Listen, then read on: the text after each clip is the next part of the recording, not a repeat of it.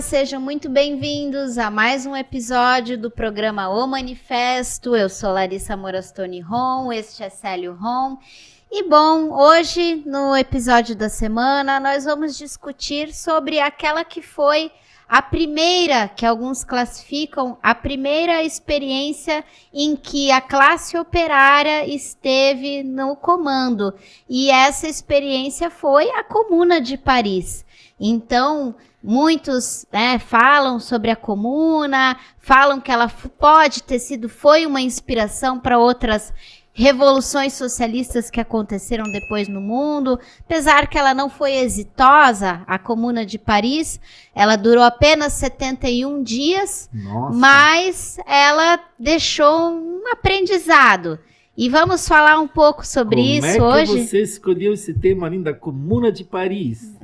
Verdade. Até parece romântico esse tema, mas vamos Parece, falar. né? Você quer começar? Quer que eu comece? Bom, podemos começar falando então, qual foi o contexto que motivou a Comuna? Bom, a França, ela vivia um período de conflito com a Prússia, né? Ali em volta a 1870, nessa época existia um conflito, né? A Prússia, então, existia o reinado da Prússia e existiam outros reinos que queriam se unificar para formar a Alemanha. Isso. Isso ficou no mesmo ano, em 1871. Isso. E a França não gostava, não queria essa unificação dos reinos da região ali da Prússia, que não queria que formasse a Alemanha, porque eles eram uma potência ali, os reinos tinham um potencial já de desenvolvimento e existia um medo da França que então a Alemanha fosse se tornar uma grande potência mundial.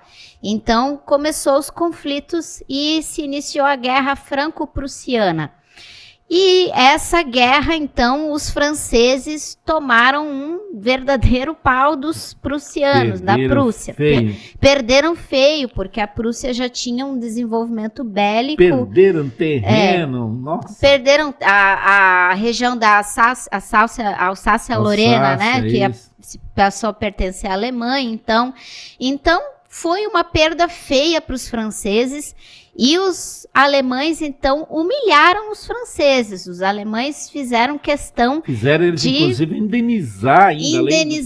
Pagar indenizações caras. Extinguir o exército da França, a Guarda Nacional da França, extinta, olha. E ainda nomearam o Kaysar da Alemanha. Kaiser ainda nomearam ele no Palácio de Versalhes. Foi isso, né? Eu não recordo mais bem isso, foi mas foi muito vergonhoso. Foi uma vergonha para a França. E a França ficou com aquela mágoa. Os franceses também não... O povo francês não aceitou essa humilhação. Foi pior que o Tratado de Versalhes de 1918. Verdade. Né? Então, eles não aceitaram e começou, então, o que aconteceu? O Napoleão III, que até então comandava a França, que era sobrinho, né, do Napoleão Bonaparte, ele foi capturado na Guerra Franco-Prussiana, lá na Guerra de Sedan, na Batalha de Sedan, ele foi capturado e então, com essa situação, a França acabou colocando um governo provisório nesse momento. Mas esse governo provisório não agradou a população francesa, porque a população francesa estava muito pobre naquele período, muita fome, muitos problemas. Então a França não estava conseguindo achar uma solução para os seus problemas. E esse governo provisório foi entreguista, ele que mesmo negociou. Eles eles fizeram algumas negociações ali com a Alemanha que para o povo foi ainda mais humilhante. O povo não gostou, eles queriam conciliar algumas questões com a Prússia e para ali a população então francesa não aceitou esse governo provisório. E como então a Comuna de Paris se deu propriamente dito diante desse cenário que a França se encontrava? Existem outros cenários também, claro. Você citou esse cenário que é o principal da guerra, né, da crise econômica. Sempre as questões econômicas de uma ou de outra forma preponderam nesses grandes conflitos sociais que surgem. Sim. Mas havia uma classe operária insurgente, que estava começando a mostrar as garras na França. Sim. Uma classe operária já munida com o Manifesto Comunista de Marx e Engels, escrito em 1848, e isso a partir da da Associação Internacional dos Trabalhadores, onde Marx e Engels tinham muita influência. Que era conhecida como a Primeira Internacional. A Primeira Internacional. Ali surgiram as ideias socialistas do socialismo científico. Então, ali Marx, então as ideias do Manifesto Comunista traziam as ideias do socialismo científico. Então, a classe trabalhadora francesa, particularmente de Paris ali, ela pôde tomar o céu de assalto. Sim. Por quê? Porque ela se aproveitou dessa imensa crise política, essa vergonha nacional que a França vivia nesse momento, e em 18 de abril de 1871, ela toma o poder em Paris e expulsa o governo provisório ali instalado. Esse é mandado tudo para Versalhes, né?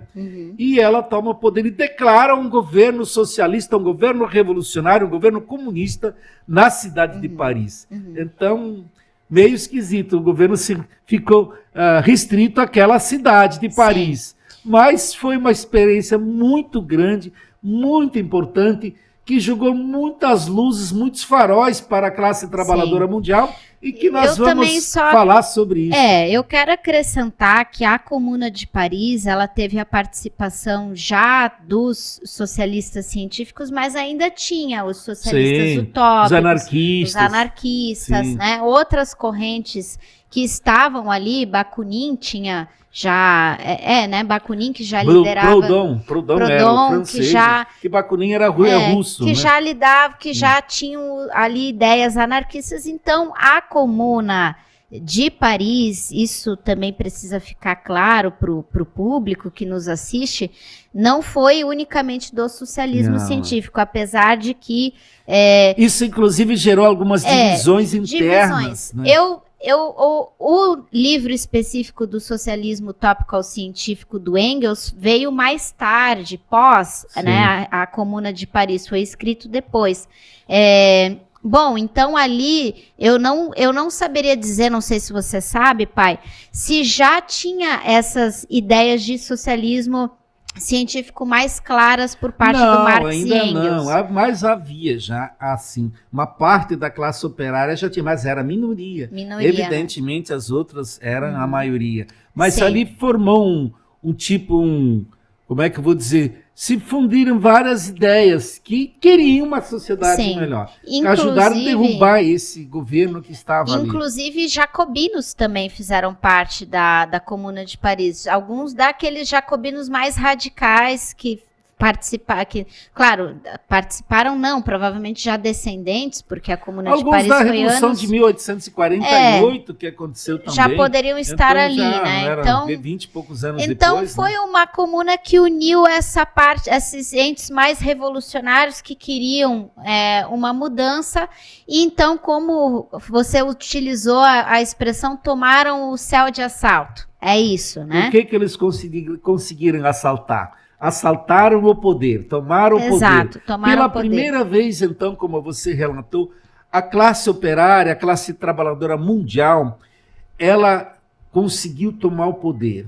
Não que nós não tivéssemos algumas experiências, nós que somos brasileiros aqui, nós tivemos algumas experiências comunistas já, inclusive nós tínhamos aqui no sul do Brasil, na região das Missões, nós tínhamos até 1750 a experiência dos Guaranis, que era um comunismo, e que nós vamos falar outros momentos. Mas dentro do modo capitalista de produção, que o capitalismo ainda era muito jovem, né? Ele tinha nascido na Inglaterra em 1640, a partir da exploração do surgimento da máquina a vapor, o capitalismo se desenvolve, e então naquele momento já estava também desenvolvido na França.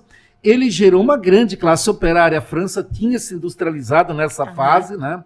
E aí, claro, essa classe operária estava descontente, indiscutivelmente. Não somente com a humilhação que os alemães, que a Prússia lhes impingiu, mas ela estava descontente com a jornada de trabalho que era intensa, com o trabalho noturno, tanto que ela aprovou um programa assim avançado, né?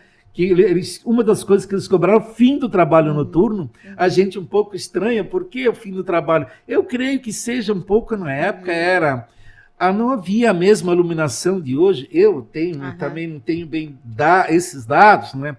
Mas assim, eu imagino que trabalhar à noite naquele período era muito ruim, que as fábricas não tinham a iluminação como se tem hoje, então provavelmente os trabalhadores tinham que se deslocar no período noturno a pé, porque não havia transporte coletivo. Então, imagina você pensando em 1871, alguém trabalhar no período noturno. Devia ser muito ruim.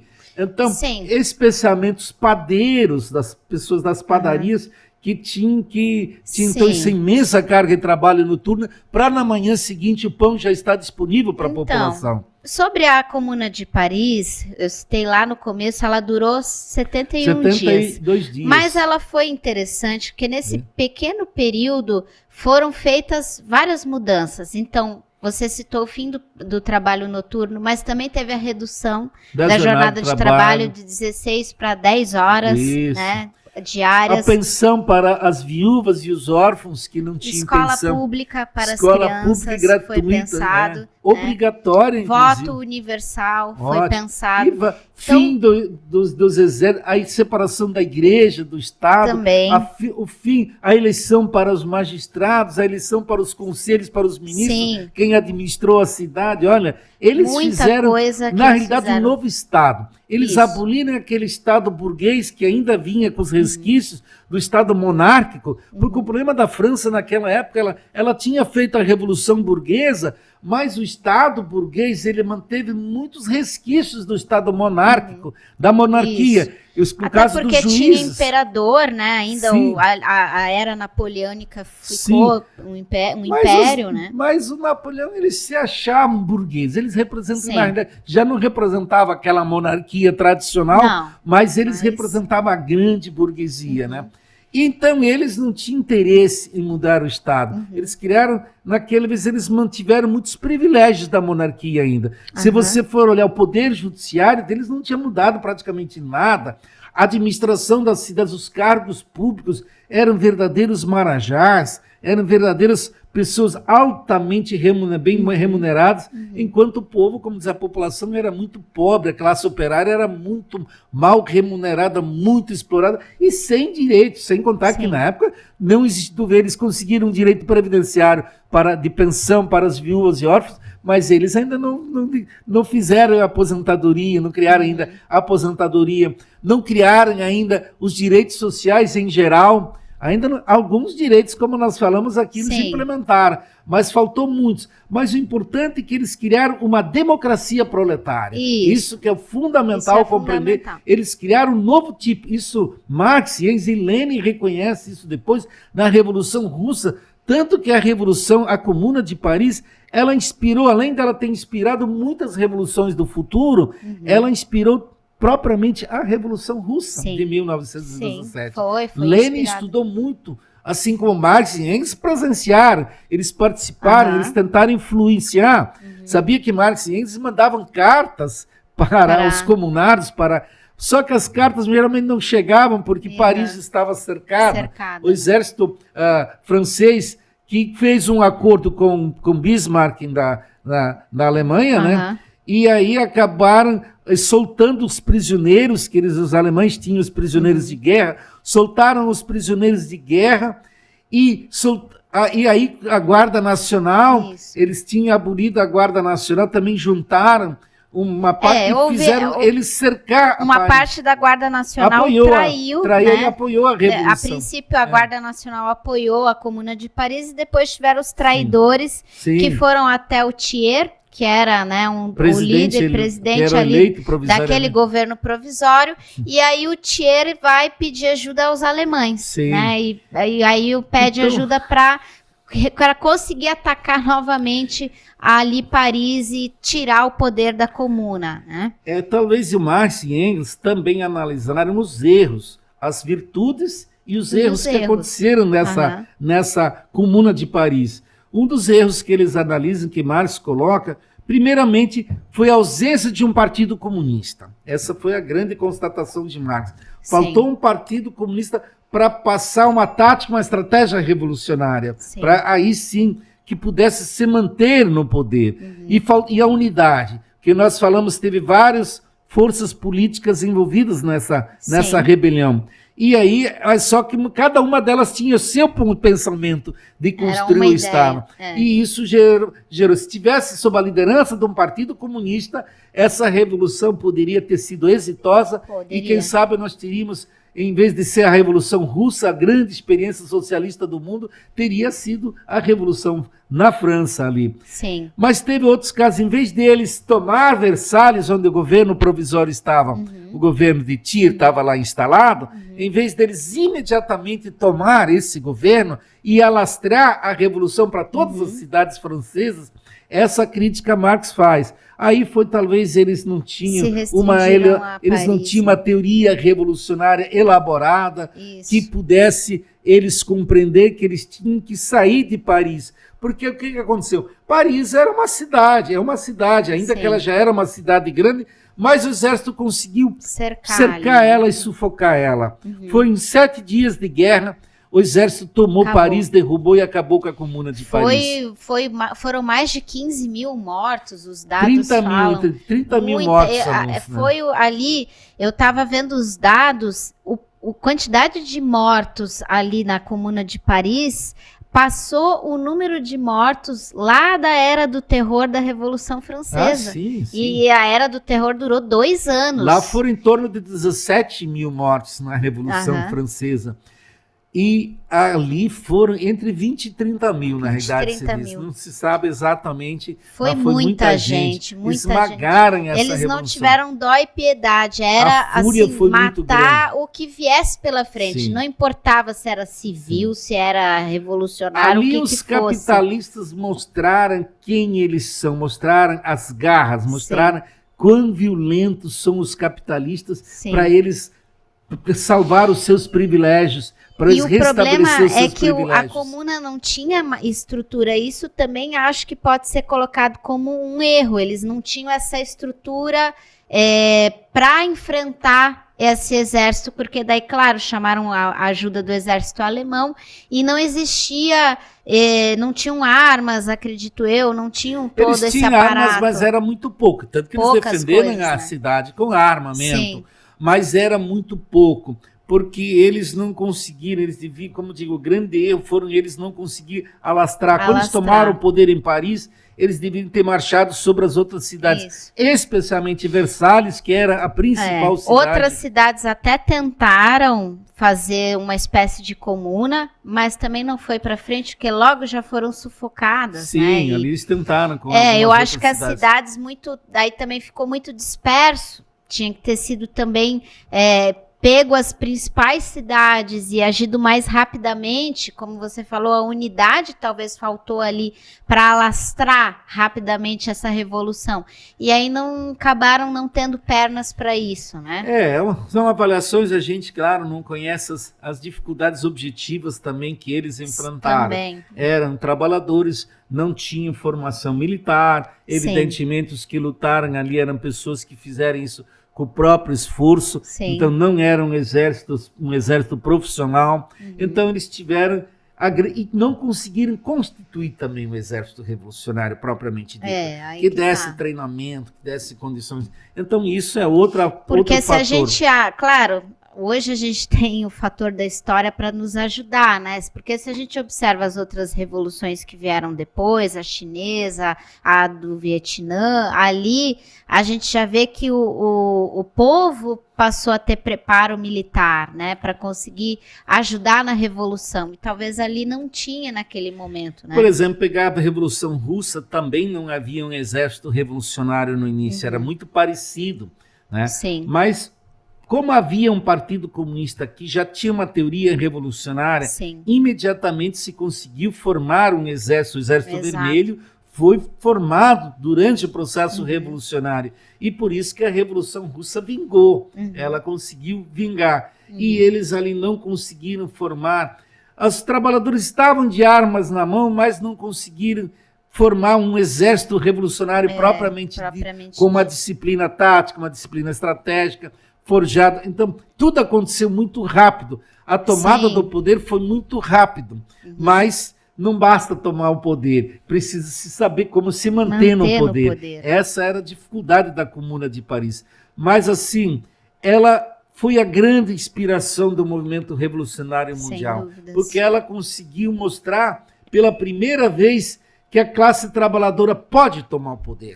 Porque até então havia um descrédito entre a própria classe trabalhadora se era possível tomar o poder dos capitalistas ou não. Se a classe trabalhadora teria capacidade de administrar, de dirigir um Estado ou não. Essa dúvida existia muito entre a classe trabalhadora naquele momento. Porque os trabalhadores não conheciam uma experiência política anterior. Eles só conheciam os estados, quem estudou história conhecia os estados escravocratas, conhecia o Estado Império Romano, gregos, né, e todos os impérios da antiguidade, conhecia aqueles estados ali da Idade Média, que eram estados feudais, não tão grandes, feudais, mas conheciam, e conheceram, claro, a Revolução Francesa, que botou a burguesia, os capitalistas, no poder. E na Inglaterra, o Estado inglês, esses sim eram estados fortemente armados, onde a burguesia se armou para defender os seus interesses. E a classe trabalhadora estava em dúvida se ela tinha capacidade de tomar o poder, se ela tinha condições de dirigir um processo revolucionário e construir uma nova sociedade. Então, na teoria, já havia muitas pessoas que teorizavam o socialismo, sentiam a necessidade da construção de uma nova sociedade, de uma nova ordem mundial. Mas as pessoas, muitos deles ainda estavam no imaginário utópico, né? Não no imaginário científico, no imaginário real do mundo. Mas, a partir da Comuna de Paris, os trabalhadores caíram numa realidade. Podemos chegar no poder, temos essas condições, e chegamos no poder em Paris. A partir dali, do estudo da Comuna de Paris, a teoria socialista, a teoria comunista, a teoria revolucionária, ela estudou muito. Marx e Engels tiveram que se aperfeiçoar, Lenin, todos tiveram que se debruçar e estudar mais e mais como a classe trabalhadora pode construir uma nova sociedade. E também as teorias anarquistas e as teorias, como diz, dos socialistas utópicos, elas foram, de certa forma, derrotadas na Comuna de Paris. Isso que eu gostaria de falar. A Comuna de Paris, ela provou, na prática, que o anarquismo e o socialismo utópico não conseguem vingar.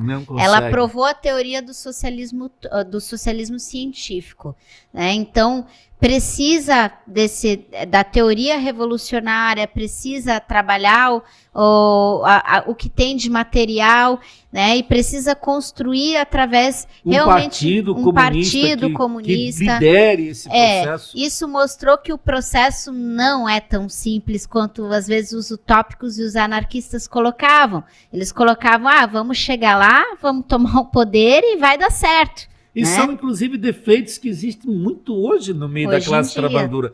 Se você vai viajar pelo mundo afora, o que você ainda encontra de anarquista? O que você ainda encontra de socialistas utópicos, de trabalhadores que sonham, acham que o socialismo vai cair dos céus, que sonham com fantasias socialistas, que sonham dos mais variados tipos de socialismo, de utopia socialista.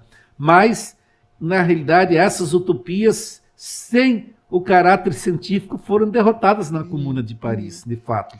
E a partir dali, quem de fato tem um compromisso revolucionário, quem de fato quer construir uma sociedade socialista, uma sociedade comunista, ele tem que estudar a teoria revolucionária. Não dá para pensar que a gente é dono da verdade, que a gente cria suas próprias teorias, e muitas vezes essas teorias já fracassaram lá há muito tempo atrás. Então a gente tem que aprender com a história, tem que renovar essas teorias, tem que estudá-las, adaptá-las à nova realidade que o mundo vive hoje, porque o mundo sempre está em transformação, mas elas têm que ter cunho científico, elas têm que estar pautadas na realidade mundial, porque se elas não tiverem o pé no chão, elas não conseguirão vingar. Não.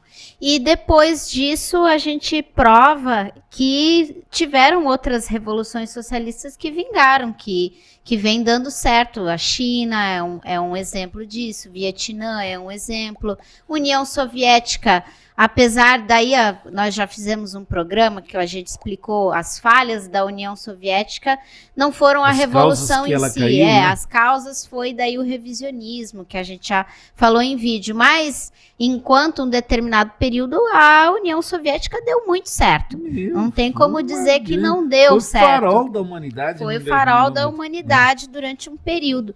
Então, se provou que foi uma experiência importante porque ela deu o caminho, eu diria, que é possível acontecer, talvez ela não deu certo, mas ela mostrou, errou aqui, errou ali. Então, como que a gente vai fazer para acontecer as revoluções bem-sucedidas? Para mostrar que se existir um caráter científico nesse socialismo, ele dá certo. E a gente vê hoje, então, aí nações, né, países seguindo o socialismo que estão dando certo. Eu acho assim, a classe trabalhadora mundial, ela tem hoje muitas experiências acumuladas.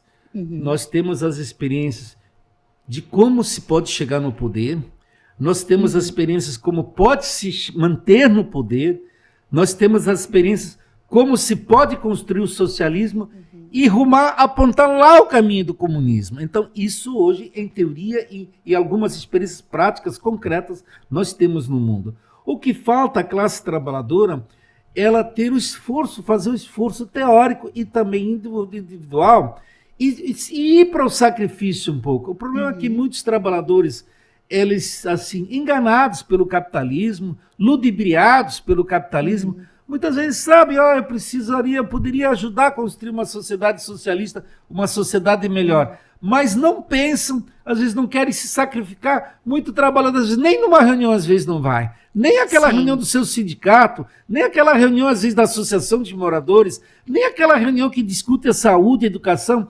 aquelas coisas mais básicas, elementares, que as pessoas, que a classe trabalhadora precisa participar. E outra, ela precisa se entender, ela precisa entender que ela é agente da revolução.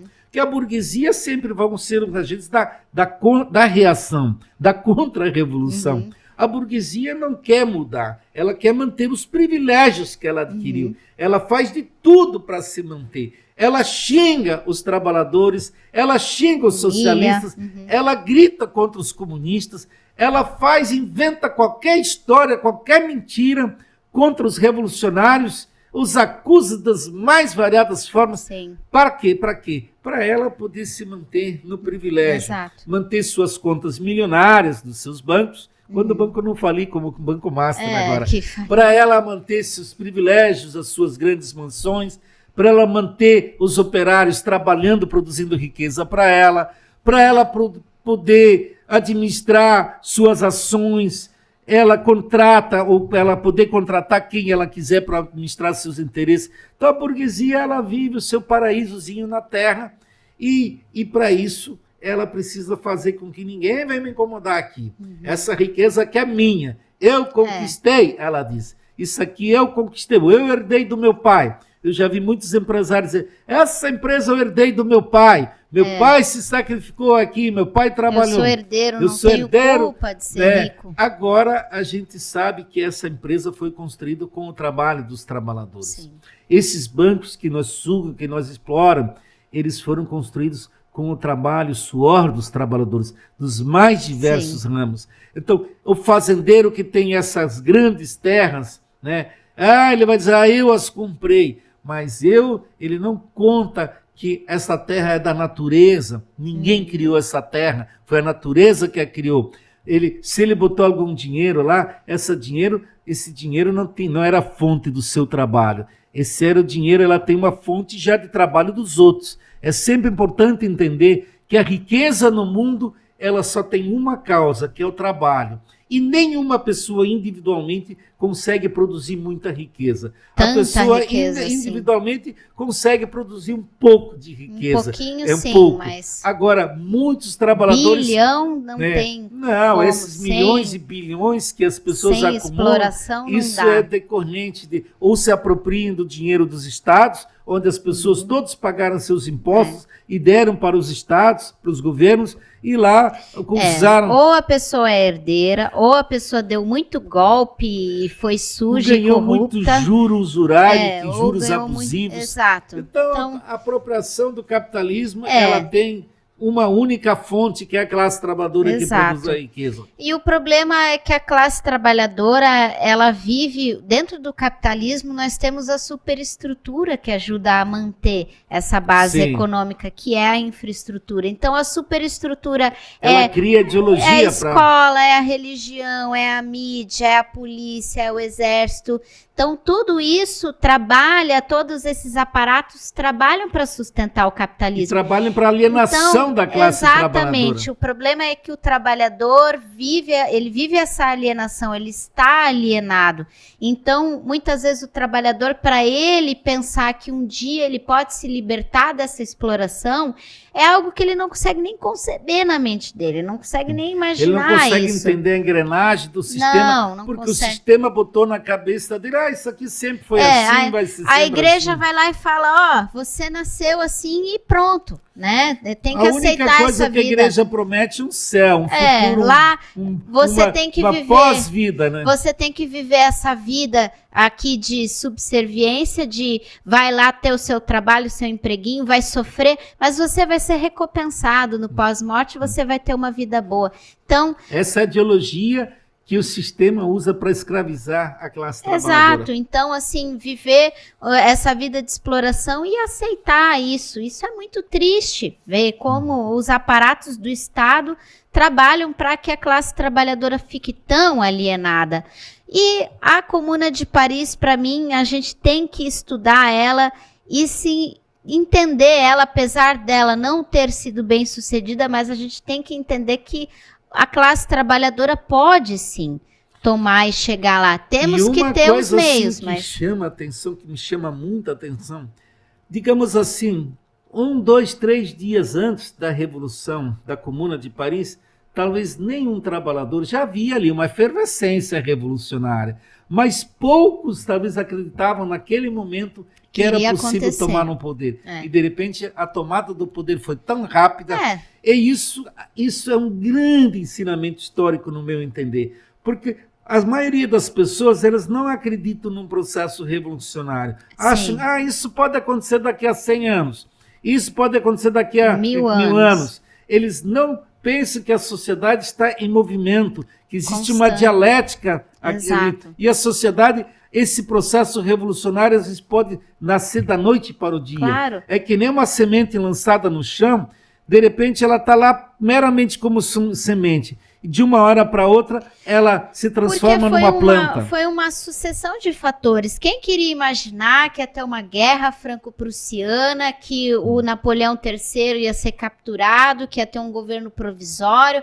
Foi uma correlação de fatos que foram ocorrendo, que foram fazendo uma correlação de forças para a classe trabalhadora tomar o poder. Sempre é bom lembrar que as guerras, elas são perigosas, de certa forma, também para a burguesia. Também para a burguesia. As guerras, não vamos esquecer que a Revolução de 1917 na Rússia, a Primeira Guerra Mundial, foi um dos grandes germes também dessa. Fator para essa. E então, quando a burguesia fica fazendo guerras com uma nação contra outra, ali surgem possibilidades para a tomada do poder por parte da classe trabalhadora. E a burguesia adora guerras. Você está vendo agora com a possibilidade dos Estados Unidos atacarem a Venezuela?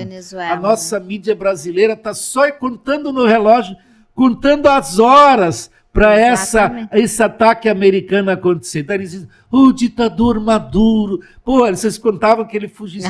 Então você vê, parece que a burguesia ama a guerra. Ela não está preocupada com o sangue que escorre ali. Não. Ela não está preocupada com as crianças inocentes que morrem na guerra. Se eles estivessem preocupados, eles não estariam fazendo genocídio na Palestina, para começo de conversa. Mas o que eles adoram isso. Mas assim, o que chama atenção... A mídia mundial, ela só faz algumas mensagens quando as atrocidades aconteceram. Digamos, foram lá, jogaram a bomba de Hiroshima e Nagasaki. De repente a mídia, jogaram uma bomba, morreu. Agora, eles sabiam antes que isso poderia acontecer. Eles sabem agora que se Trump atacar a Venezuela, poderão, se fosse mesmo se concretizar uma guerra ali, que centenas de milhares de pessoas ou milhões poderão morrer. Se fosse, vida no Iraque, morreu 1,5 milhão de pessoas. No Afeganistão, quantos morreram? Até agora ninguém sabe, porque não houve nem estatísticas, mas morreu muita gente. Então, assim, eu vejo assim, tão interessante. Então, a humanidade, ela está tão acostumada já com as guerras. É mais uma guerra. Então, um ataque de um país a outro é apenas mais uma guerra. Nós temos que aproveitar disso e aproveitar a correlação de forças com que se faz uma guerra, com que se faz, às vezes, um fato histórico, um acontecimento que muda e propicia com que as revoluções nasçam. Tu veja, por exemplo, na Ucrânia, vamos pegar um exemplo concreto. Se tivesse um partido comunista revolucionário na Ucrânia, com certa força política, ele tomaria o poder lá nesse momento. Também As condições estão dadas lá. Porque o Zelensky é um governo extremamente corrupto, um governo desmoralizado que não tem eleições há mais de 6 anos já, não tem nem sequer eleição, está perdendo a guerra, está perdendo a guerra. Então, a Ucrânia está perdendo o território. Agora, nesse momento, um partido comunista revolucionário poderia chegar e colocar, nós vamos defender o nosso país e vamos fazer como Lenin fez, como o Partido Comunista fez na Revolução de 1917. Então, as condições estariam dadas hoje na Ucrânia. Mas a ausência de um partido comunista, da classe trabalhadora alienada da Ucrânia, que acreditou no paraíso do capitalismo, que foi lá e achou que ela entrar na Europa, no mercado comum europeu, fosse trazer os céus para ela, e foi acreditando nessas fantasias, e agora está lá, comendo o pão que o diabo amassou.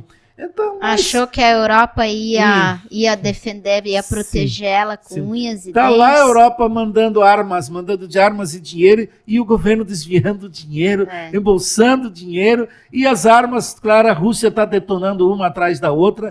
Então esse é o mundo. Então a classe trabalhadora ela precisa aprender com as suas experiências, porque essas experiências são fundamentais para se construir uma nova sociedade, uma sociedade de igualdade. Isso fica de lição para a gente entender sobre a comuna. Tudo que a gente já comentou aqui fica de lição, mas especialmente a classe trabalhadora tem que ter essa paciência revolucionária, porque às vezes a gente acha, nunca vai acontecer a revolução, eu não vou viver isso, sabe? A pessoa tem aquele sonho lá na frente, mas tem que ter paciência. Ou às vezes o contrário, quer fazer a revolução do dia para a noite, né? Também tem esse caso. Mas a paciência é aguardar o momento, a correlação de forças, às vezes pode acontecer, né, de um fato. E construir o partido revolucionário, que é a grande tarefa. Exatamente, a luta tem que ser diária. E às vezes as pessoas não compreendem isso, porque, claro, tá num partido exige disciplina, exige, né, esforço, exige estudar, abdicar de várias coisas para estar num partido. Então nunca é fácil, claro. Então, é um dever que tem que se assumir também de estar num partido. E, às vezes, eu noto que não é todo mundo, né, que tem essa vontade de assumir esse dever. Até pode ter um ideal, né, revolucionário. Se tu chega, talvez, para a maioria da classe trabalhadora e fala, olha, você gostaria de uma sociedade mais justa, mais igualitária, que não tivesse pessoas tão ricas e pessoas tão pobres. Você acha que você gostaria de uma sociedade assim? Olha, eu acho que 99% vai dizer que gostaria de mudar. Agora, né? entre isso, entender isso e se sacrificar em construir essa sociedade, sacrificar um pouquinho, dar um pouco de suas horas de vida, aí é outra questão. É uma grande diferença. Bom, pai, teria mais alguma questão para pontuar? Eu estou muito satisfeito com o tema. Acho que a Comuna de Paris, ela de fato é uma inspiração. Claro, quando ela é romantizada, evidentemente, a gente até gosta de ver. Eu adoro ler coisas românticas, mas a gente tem que entender ali também existe um mundo da realidade dura e cruel. A classe trabalhadora, ela, como Marx diz, ela tomou os céus de assalto, mas ela não conseguiu permanecer no céu. Esse céu lhe fugiu, ele lhe saiu das mãos. Então ela precisa continuar buscando tomar o mundo de assalto, porque ela, se quiser construir uma nova sociedade, ela precisa estar sempre pronta para tomar o poder no mundo. E aprender, né, com o socialismo científico. Né? Ali mostrou bem claro o anarquismo falhou, né? A gente acho que um pouco também dessas ideias hoje que são tão pregadas que o socialismo não dá certo, não vai dar certo, é também porque essas experiências vêm de um socialismo utópico, vêm de um anarquismo, que não são de fato, não existe de fato materialidade, né? Não existe de fato um processo de entender o materialismo histórico dialético.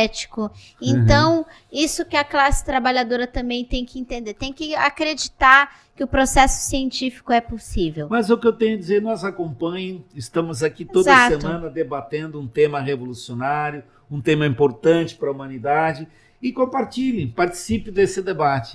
Isso, pessoal. A gente sempre quer trazer uma perspectiva revolucionária aqui no nosso programa. Nós somos marxistas, leninistas e a gente também sempre quer estudar tudo com muita ciência, muita materialidade. A gente não se baseia em achismo.